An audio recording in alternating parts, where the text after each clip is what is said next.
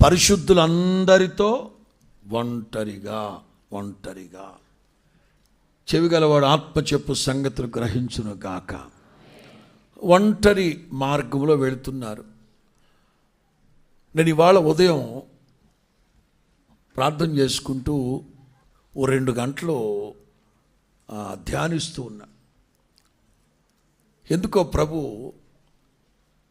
దూర ప్రాంతాల్లో చదువుకోవడానికి వెళుతున్నారు పిల్లలు, దూర ప్రాంతాలకి ఉద్యోగం చేయడానికి వెళ్తున్నారు పిల్లలు, దూర ప్రాంతాలకి జీవనోపాధి నిమిత్తం వెళుతున్నారు యవ్వనస్తులైన పిల్లలు. యాకోబు కూడా పెళ్లి కానీ బ్రహ్మచారి కుర్రాడు, ఒంటరిగా వెళ్ళాడు. ఒంటరిగా ఉన్నాను అన్న ఫీలింగ్ కంటే నన్ను ఎవ్వరు చూడరో నా ఇష్టం. ఇవాళ యవ్వనస్తుల పరిస్థితి, యాకోబు విధిలేని పరిస్థితుల్లో, తప్పనిసరి పరిస్థితుల్లో ప్రాణం అరచేతుల్లో పెట్టుకొని తప్పనిసరి పరిస్థితుల్లో ఇంట్లోంచి బయటికి వెళ్ళాడు. వెళ్ళేటప్పుడు అంటారు, నేను వెళుతూ ఉన్న ఈ మార్గం అంతటిలో ఇది ఒంటరి మార్గం. పలకరించేవాడు లేడు, పట్టెడు మెతుకులు పెట్టేవాళ్ళు లేరు, పక్కేసి పడుకోమనేవాళ్ళు లేరు. నిజంగా దయనీయమైన పరిస్థితి యాకోబుది. కానీ నేను కన్వర్ట్ చేసి చెప్తున్నాను, ఒంటరిగా చదువుకోవడానికి, ఉద్యోగాలకి, వ్యాపారాల నిమిత్తం ఇటు వేరే రాష్ట్రాలకి, ఏకంగా వేరే దేశాలకు వెళుతున్నారు. ఏం చేస్తున్నారు అక్కడ? ఎలా కాపాడుకుంటున్నారు వ్యక్తిత్వాన్ని, ఎలా కాపాడుకుంటున్నారు పవిత్రమైన జీవితాన్ని? చూసేవాళ్ళు లేరు, ఇంకా అడిగేవాళ్ళు లేరు. మన ఇష్టం చెప్పు. జాగ్రత్త. తల్లిదండ్రులు చూడకపోవచ్చు, తోబుట్టువులు చూడకపోవచ్చు, దేవుడు ఉన్నాడు, దేవుడు చూస్తూ ఉన్నాడు. సమస్తాన్ని చూస్తూ ఉన్న దేవుడు, సమస్తాన్ని చూచుకునే దేవుడు ఆయన. స్తోత్రం చెప్పండి గట్టిగా. హల్లెలూయా. సమస్తాన్ని చూస్తూ ఉన్న దేవుడు. ఒక యోసేపులాగా, ఒక ఎస్తేర్ లాగా, ఒక నెహెమ్యా లాగా, ఒక జెరుబ్బాబెల్ లాగా, ఒక తిమోతి లాగా, ఒక దానియేల్ లాగా, ఓ షద్రక్ మేషక్ అబేద్నెగోల్ లాగా ఫోర్స్ ఉంటుంది, అన్ని అవకాశాలు ఉంటాయి. అంత మాత్రాన పొరపాటున జారిపోకూడదు ఆధ్యాత్మిక జీవితంలో, భక్తి జీవితం.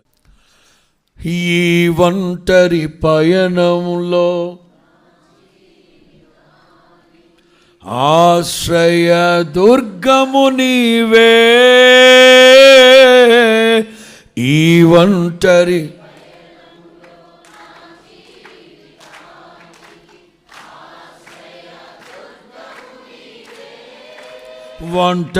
బ్రతుకులో కృంగిన వేళ, ఒంటరి జీవితం.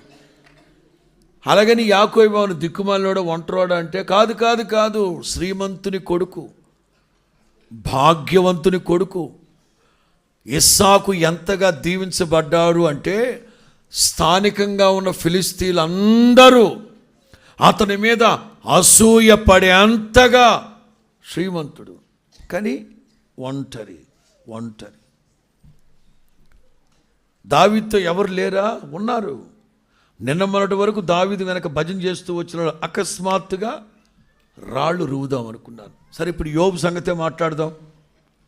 7 కొడుకులు, 3, 10 మంది, ఓ పెద్ద ఫ్యామిలీ.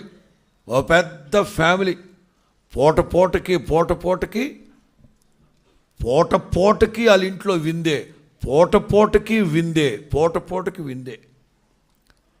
ఒకేసారి డాబా కూలిపోయి 10 మంది పిల్లలు చచ్చారు. వ్యాపారాలు పోయాయి. ఒంటెలు, గాడిదలు, మందలు, మేకలు, పొట్టేళ్ళు పోయాయి. దాసీలందరూ వెళ్ళిపోయారు. ఎవరో ఒకళ్ళో ఇద్దరు ఉన్నారు ఆ ఇంట్లో. అస్సలు నీ శ్వాస తగిలితేనే సలపరం వచ్చేస్తుంది. కట్టుకున్న భార్య అట్లాగంటే ఇంక యోబు ఏం చేస్తాడండి? నీళ్ళు ఇవ్వమంటే వాడు పట్టించుకోవట్లే, పైగా నిన్న మొన్నటి వరకు వాళ్ళ ఇంట్లో గేదెలు కాసినోళ్ళు, పేడ కళ్ళాలు ఎత్తినోడు యోబుని చూసి పరిహాసం ఆడుతున్నారట, అపహసిస్తున్నారట. ఇంతటి దయనీయమైన పరిస్థితుల్లో తనకున్న ఒకే ఒక అండ భార్య, బాసటగా నిలవాల్సింది భార్య. వాళ్ళందరూ శత్రువులైపోతే ఉన్న ఒక్కగానొక బాసట భార్య, ఆవిడ కూడా నువ్వు దగ్గరికి రామాక, నీ వాసన దగ్గర తీసి సల్పరం వచ్చేస్తుంది. ఒంటరి అట్ దట్ టైం దేవుని మీద ఆనుకున్నాడు. నా వ్యాధి కంటే నా మూలుగు ఎక్కువైపోయింది ప్రభు. కనీసం నా భార్య నా ప్రక్కన కూర్చొని ఏం కాదులేండి, దేవుడు పోగొట్టుకున్నది ఇస్తాడు, అవమానానికి ప్రతిగా ఇట్లాంటి మాటలు చెప్తే ఎంత బాగుంటుందండి. నేను ఇక్కడ యోబు భార్యల సంఘాన్ని కించపరిచి మాట్లాడట్లే. ఆడపిల్లంటేనే అమ్మలో ప్రేమని పురికి పుచ్చుకున్నది ఆడపిల్లని కించపరచడం. ఈ రివర్స్ చేసి చెప్తా. భర్త అంటే భరించేవాడు, బాసటగా ఉండాల్సినవాడు. అట్లాంటిది నీవే భార్య విషయంలో కించపరుస్తూ, దూషిస్తూ, దుర్భాషలాడుతూ, హీనంగా మాట్లాడుతూ ఉంటే ఇంకెవరి దగ్గరికి వెళ్తారు? అందుకే యోబు అనవసరం ఈ ఒంటరి మార్గంలో దేవుని దగ్గరికి వెళ్ళిపోదాం. అందుకే తన గోడు వెళ్ళబుచ్చుకోవడానికి, చెప్పండి, మీకు కనబడ్డాడా దేవుడు? మీకు కనబడ్డాడా? చాలా ఉన్నాయి నా దగ్గర చెప్పుకోవాల్సిన, కుమ్మరించాల్సిన, నా వ్యాజ్యము, నా వాదన చాలా ఉంది. నేను దేవునితో మాట్లాడాలి. యాకోబు అంటారు, నేను వెళుతున్న ఈ ఒంటరి మార్గంలో నాకు 35వ అధ్యాయం ఆదికాండం 35వ అధ్యాయం ఐ థింక్ 3వ వాక్యమా,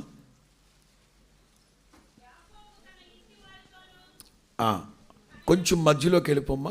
3వ వాక్యం మధ్యలో అదిగో నా శ్రమ దినమున నాకు ఉత్తరం ఇచ్చి, నేను వెళ్ళిన మార్గం అంతటిలో నాకు తోడై ఉన్న దేవునికి స్తోత్రం చెప్పండి. స్తోత్రం చెప్పండి గట్టిగా. ఈ సంవత్సర ప్రారంభంలో యాకోబు కనుక ఆదికాండం 28లో ప్రార్థన చేసుకున్నట్టుగా ఈ సంవత్సరం అంతటిలో నడవబోయే ఈ మార్గాలన్నింటిలో సంవత్సరాది మొదలుకొని సంవత్సర అంతం వరకు మీరు నాకు తోడై ఉండి ఈ ఒంటరి పయనాన్ని సఫలపరచనని ప్రార్థన చేసుకోండి. అబ్రహాము, ఇస్సాకు, యాకోబుల దేవుడే మన దేవుడు.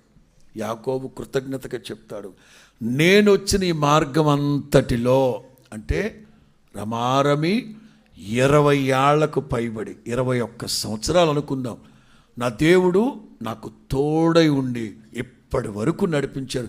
అసలు నేను నది దాటి వెళ్ళేటప్పుడు చేతి కర్రతో వెళ్ళా. ఇవాళ సమృద్ధిని, సస్యశ్యామల అభివృద్ధిని దేవుడు నాకు కలుగు చేశాడు. ప్రార్థన చేసుకుందాం. ఒకవేళ దేవుడు మనకు కనిపించక్కర్లేదు, మనం వెళ్ళే ప్రతి మార్గము దేవునికి, ఆయన నా అడుగుజాడలను లెక్కించి ఉన్నాడు. అంచేత మనం వెళ్ళే మార్గం దేవునికి తెలుసు. అంచేత యాకోబు వెళ్ళింది ఏ మార్గం? ఇదివరకు ఎన్నడూ వెళ్ళని, ఇదివరకు ఎరగని మార్గం, తెలియని మార్గం, సరికొత్త